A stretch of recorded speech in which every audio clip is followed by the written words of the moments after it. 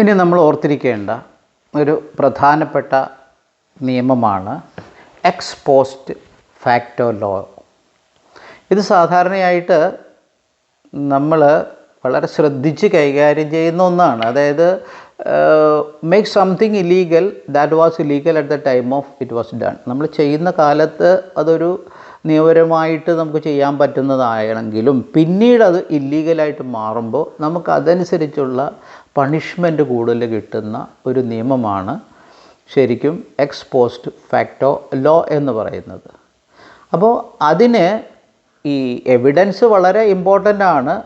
ഒരാളെ നമുക്ക് ശിക്ഷിക്കണമെങ്കിൽ അത് നടന്ന കാലത്ത് ലീഗലായിരുന്നു പിന്നീട് ആണ് എന്ന് പറഞ്ഞാലും അതിന് ക്ലിയറായിട്ട് എവിഡൻസ് ഉണ്ടെങ്കിൽ മാത്രമേ ആ രീതിയിൽ ശിക്ഷിക്കാൻ പാടുള്ളൂ.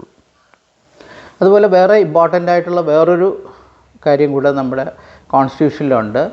അത് ഡബിൾ ജിയോപാഡി എന്നാണ് പറയുന്നത്. ഡബിൾ ജിയോപാഡി അതായത് ഒരു ആളെ ട്രയൽ ചെയ്തിട്ട് 2 പ്രാവശ്യം ഒരേ ക്രൈമിന് ശിക്ഷിക്കാൻ പറ്റില്ല. അതാണ്. അതായത് ഒരേ ക്രൈമിന് തന്നെ 2 പ്രാവശ്യം ട്രയൽ ചെയ്യുക, 2 പ്രാവശ്യം ശിക്ഷിക്കുക, അത് ഒരിക്കലും അനുവദിക്കുന്നതല്ല. മനസ്സിലായോ? അതുപോലെ സെൽഫ് ഇൻക്രിമിനേഷനുണ്ട്. അതായത് സെൽഫ് ഇൻക്രിമിനേഷൻ എന്ന് പറഞ്ഞാൽ it's the act of providing evidence അല്ലെങ്കിൽ or testifying against oneself in a criminal investigation or trial. Okay, എന്താണ് സെൽഫ് ഇൻക്രിമിനേഷൻ എന്ന് പറഞ്ഞാൽ? Act of providing evidence or testifying against oneself in a criminal investigation or trial എന്ന് പറയും. Article 21 പ്രകാരം നമുക്ക് ജീവിക്കാനും അതുപോലെ വ്യക്തി സ്വാതന്ത്ര്യത്തിനും right to life and personal liberty പറഞ്ഞിട്ടുണ്ട്. അവകാശം നമുക്ക് ഇന്ത്യൻ ഭരണഘടന തന്നിട്ടുണ്ട്. അതുപോലെ റൈറ്റ് ടു എഡ്യൂക്കേഷനുണ്ട് ആർട്ടിക്കിൾ 21A.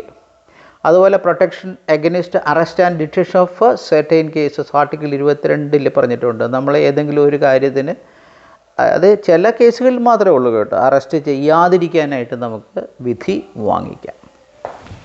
അതുപോലെ ഈ റൈറ്റ് ടു എഡ്യൂക്കേഷനെ കുറിച്ച് പറഞ്ഞപ്പോഴാണ് 16നും 14നും ഇടയിൽ വയസ്സ് പ്രായമുള്ള എല്ലാ കുട്ടികൾക്കും കമ്പൽസറി എഡ്യൂക്കേഷനാണ് ഇന്ത്യൻ ഭരണഘടന അനുശാസിച്ചിരിക്കുന്നത്. 6നും 14നും ഇടയിൽ വയസ്സുള്ള കുട്ടികൾ നിർബന്ധമായിട്ട് എന്ത് ചെയ്തിരിക്കണം?